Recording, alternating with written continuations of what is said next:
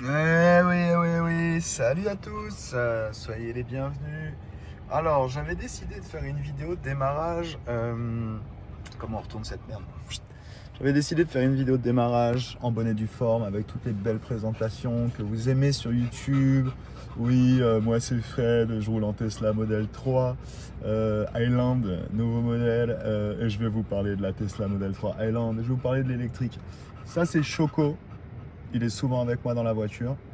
Donc il y a une adaptation forcément, je ne sais pas si vous voyez derrière. Protection chien. Parce que nous avons le mode chien chez les Tesla. Non, but du jeu, on va démarrer cette chaîne et cette vidéo avec forcément l'actualité et un petit coup de gueule immédiat. Le coup de gueule, c'est TF1. Parce que beaucoup de gens ont vu le reportage d'il y a 2-3 jours, là je ne sais plus la date exacte, sur le comparatif essence, hybride, électrique. Avec un espèce de gonze qui part en ID4 de Volkswagen, qui a largement de quoi faire le trajet énoncé, mais qui décide de s'arrêter, qui recharge sur une bande de recharge lente, donc on lui annonce 5 heures de charge forcément, qui doit sortir de l'autoroute pour recharger sa voiture.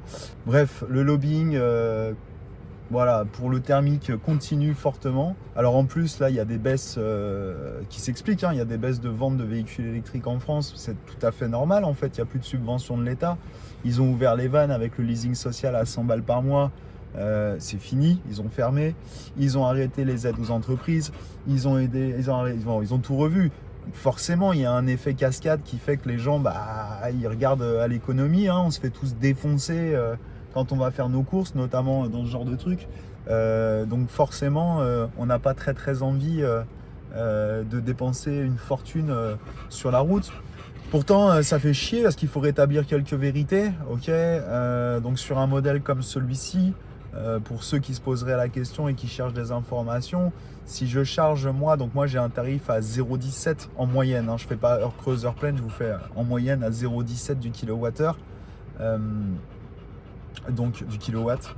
Faire attention au kilowattheure parce qu'il y a tous les énervés là qui vont me tomber dessus. On dit kilowattheure, on dit kilowatt, gna. Mais tu te tais quand je parle.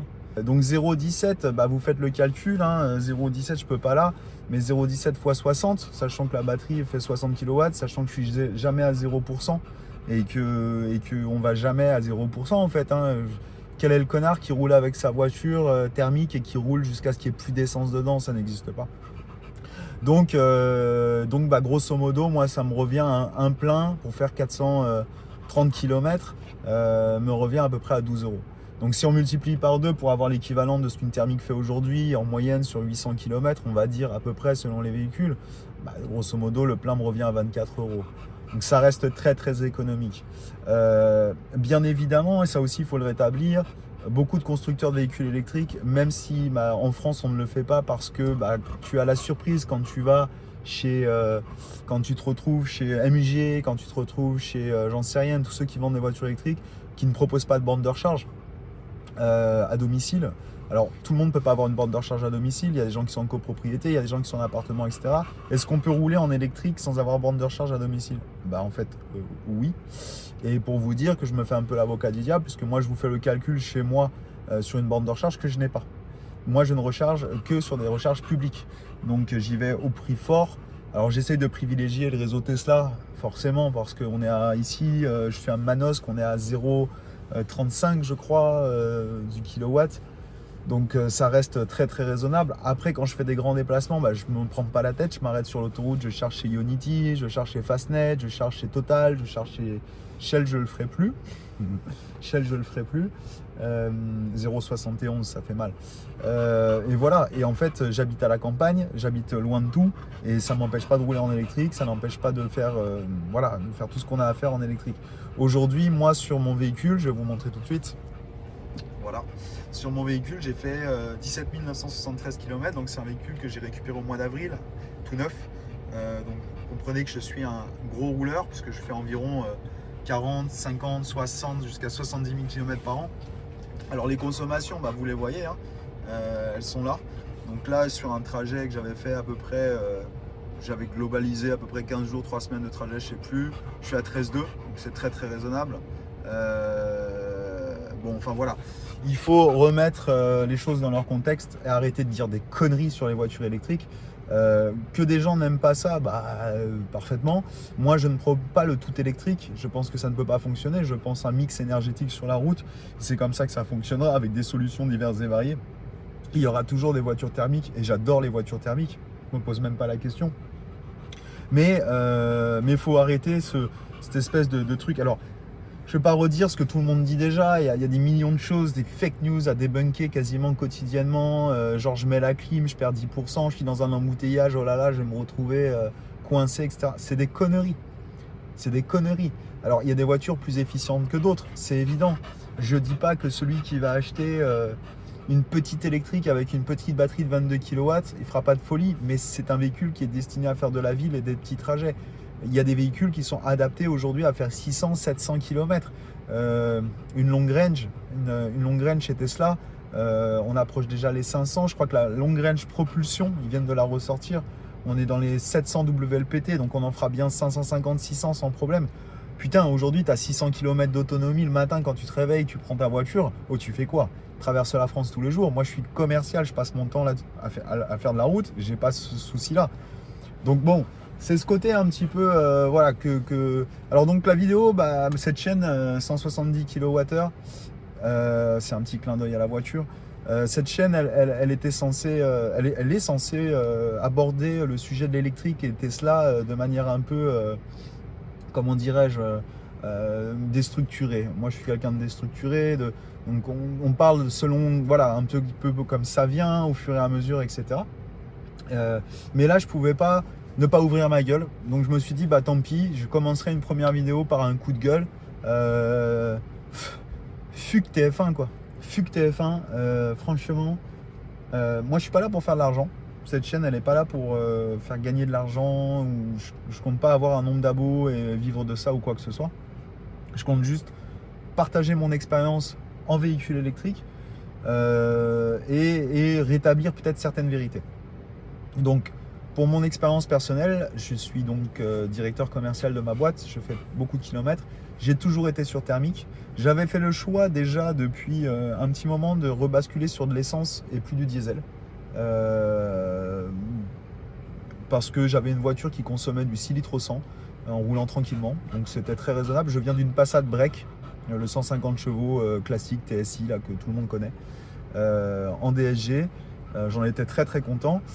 Et le passage à l'électrique au début, comme tout le monde, m'a créé quelques angoisses forcément en tant que gros rouleur. Je me suis dit bon, est-ce que je vais y arriver, etc. Donc j'ai eu ma première Tesla Highland à la sortie. Donc je l'ai récupérée, je crois, si je me souviens bien, le 21 ou le 22 novembre 2023. J'ai fait 20 000 km avec jusqu'en avril. J'ai changé, j'en ai repris une neuve de nouveau. Alors, et là, j'ai reparcouru 17 973 km depuis le mois d'avril avec. Donc, grosso modo, j'ai globalisé 40 000 bornes depuis novembre, grosso modo. Et je n'ai jamais eu le moindre souci. Alors, je ne vous dirai pas que ce n'est pas de l'organisation. C'est sûr que ça demande une certaine organisation, surtout quand on n'a pas de borne de recharge à domicile. Il faut y penser, hein, Choco? Faut y penser, faut s'organiser un minimum. Mais en fait, aujourd'hui, on a la chance de vivre dans un pays qui est hyper bien desservi en borne de recharge. Faut le savoir. Sur les autoroutes, c'est tous les 20 km. Il n'y a pas une ville, en tout cas une petite ville, où il n'y en a pas, mais il y a aussi énormément de villages aujourd'hui où on trouve des bornes de recharge. Et en fait, je ne me pose plus la question de dire faut que je charge pour aller quelque part. Je vais quelque part et une fois que je suis sur place, je trouve une borne de recharge.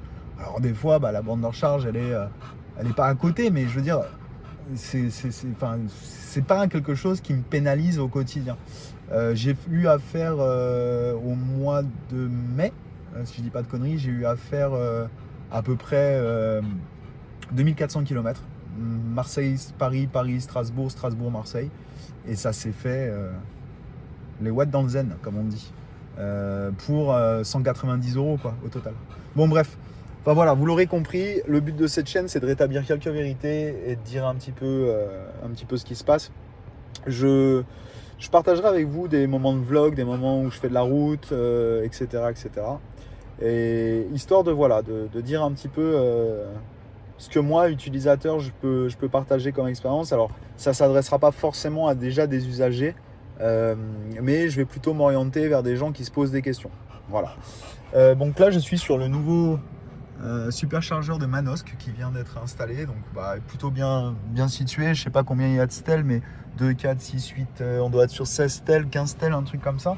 D'ailleurs, je sais pas si vous le savez, mais vous avez parfaitement la possibilité... attendez, parce que j'étais en train de me faire une petite vidéo YouTube. Hop. Donc ouais, voilà, 15 stèles. Vous voyez, c'est indiqué quand vous faites une recherche. Alors le système Tesla est très bien fait. Quand vous faites une recharge... Ah putain, j'ai été trop vite. Hop, voilà. Vous avez le nombre de superchargeurs disponibles. Alors voilà, vous avez les tarots. Donc là, effectivement, il est un peu cher. De minuit à 16h, on est à 0,37, ce qui n'est pas le plus économique chez Tesla. De 16h à 20h, on est à 0,41. De 20h à minuit, on repasse à 0,37. Après, il y a des frais d'occupation, mais ça, c'est normal. Vous le connaissez tous. Et voilà. Donc c'est plutôt bien fait. Alors ici, il y en a des plus dégueulasses. Ici, il y a un Décathlon, il y a un Hyper U, c'est une zone commerçante, comme beaucoup en France. Donc c'est plutôt pas mal si vous voulez aller faire vos courses. Profitez, une trentaine de minutes et puis la voiture est pleine, chargée à bloc. Donc c'est quand même super pratique. Voilà, on se retrouve très bientôt. J'espère que cette chaîne vous plaira. N'hésitez pas à vous abonner pour me soutenir parce que c'est le démarrage et vous savez, les démarrages sur YouTube c'est toujours difficile. Je suis au courant, j'en suis à ma deuxième. À mettre un petit commentaire si vous le souhaitez. N'hésitez pas à me mettre de quoi vous aimeriez qu'on parle. N'hésitez pas à me rentrer dedans si vous avez des remarques à faire. Je me ferai un plaisir de débunker vos arguments. Et puis je vous dis à très très bientôt. Et puis bonne route à tous en électrique. Allez, tchuss. Maman, t'es ma comme elle est belle. Ah, on a beau aimer les électriques, ça c'est de la belle voiture, tu vois. Eh oui.